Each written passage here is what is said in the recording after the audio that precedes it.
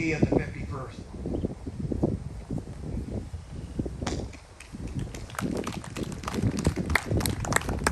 Glen Hammel from the Shanesville Historical Society is going to be giving the biography on Dr. Yoder and his family. I feel like my speech should probably come with a warning first. I would love to stand up here and tell you a heartwarming story, but this is really a tale of tragedy that no family should ever really have to bear.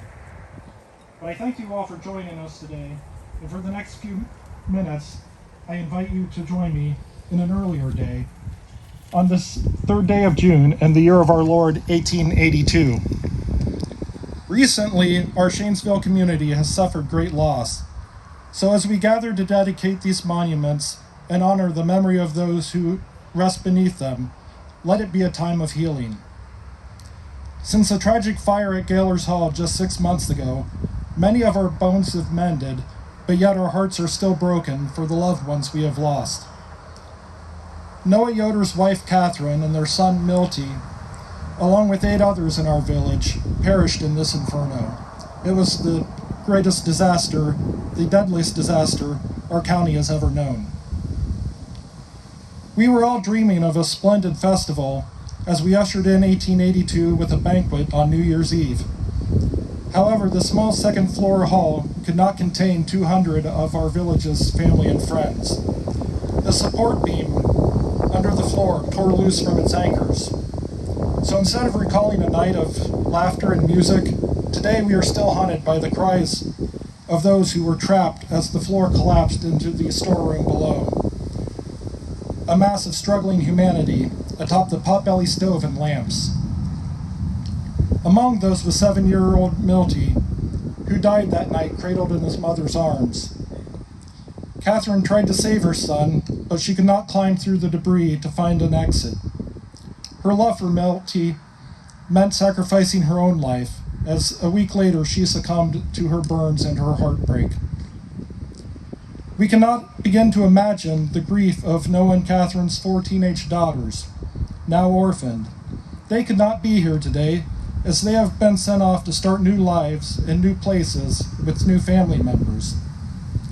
All this misfortune put upon them just 7 years after their other brother, Lonnie, died of diphtheria. And only 5 years ago, they lost their father, Noah, in the only manner in which Noah knew how to live, being ever faithful in his calling to serve others. Noah was one of 11 children, born to Yost and Nancy Yoder in Berlin. But we came to know him here in Shanesville at an early age, as he came to our select school for teaching here during the summer.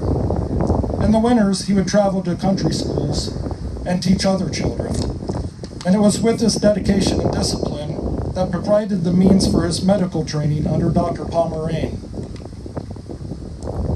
Just months after he and Catherine married, Noah answered his country's call for service and enlisted for 3 years in the Civil War. As second lieutenant of Company G in the 51st Ohio Volunteer Infantry, he saw action across Kentucky and Tennessee.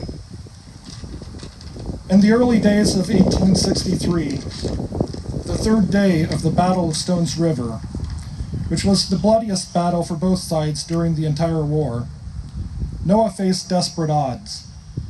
Whether it was an error in communication or misguided bravado, he had accepted an ill-fated order to lead his regiment to the top of the hill and stand their ground regardless of all consequences. The rebels advanced in solid mass and cut his regiment to pieces. Noah was first struck in the collarbone by a large musket ball, but refused to abandon his command and retreat. Anyone with less medical knowledge would have bled out on the battlefield that day. But Noah stopped his own bleeding, and he survived. His men came and attempted to carry him to safety, but they themselves were shot, until he was left leaning against a tree stump. He was caught in crossfire for the next 9 hours. He was shot 7 more times. One bullet struck him in the bowels, one took off a fingertip, and another shattered his left leg. And still Noah survived. He went to the military hospital at Louisville. His leg needed to be amputated due to gangrene.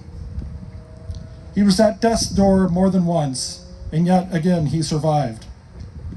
After 5 months of treatment at the hospital, Noah himself was treating other patients. He served out his service in the war as a doctor at the Union Hospital until he could return to his own practice here in Berlin. Noah joined our community in 1871 and became a beloved caregiver of many. Although we knew that his own infirmities required a little alcohol to steady his hand, Dr. Yoder was still an accomplished physician. He was known for his bedside manner and would make the children jump when he took a knife and stabbed it through his pant leg into his wooden leg. During the spring rains 5 years ago, Dr. Yoder would not allow the swelling creek at Barr's Mills to keep him from reaching an ailing patient. He and his assistant located the bridge despite it being under floodwaters. But as they crossed, one of the wheels veered off the edge and their carriage was capsized. The water was not so deep that his assistant was able to reach the bank. But 12 years after the final shots of the Civil War rang, Noah Yoder finally became a casualty. It was due to his only having one good arm and leg. He drowned that day and was swept downstream. I leave you with these words from the Reverend Harvey Hostetler. When Noah's untimely and tragic death occurred, there was mourning in every household. Mothers went about their work sobbing, and children wept at the mention of his name. Winter snows may fall and cover his grave, but his memory will remain evergreen in the hearts of those who knew him best. His heroism, patriotic devotion to his country, and the great good he did to his people will be told from generation to generation. Thank you.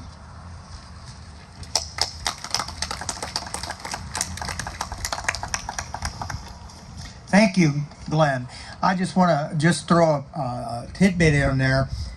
The house that Dr. Yoder lived in when their family was here in Shanesville, as you go downtown, before you get to the Y, those of you are familiar, if you look on the left-hand side, there's a house that's facing this way, and we would see the porch on this side. On the front of the house, it says 935. I know for 10 years or so I lived there, and it was a red brick house, and it's been painted. So that was Dr. Yoder's house. He saw patients in the front room, as was the practice at that time. And the story that I read, he went upstairs to get away from patients so he could take a break and get away from seeing the patients. So that house is still standing. You might look at that later as you go down through.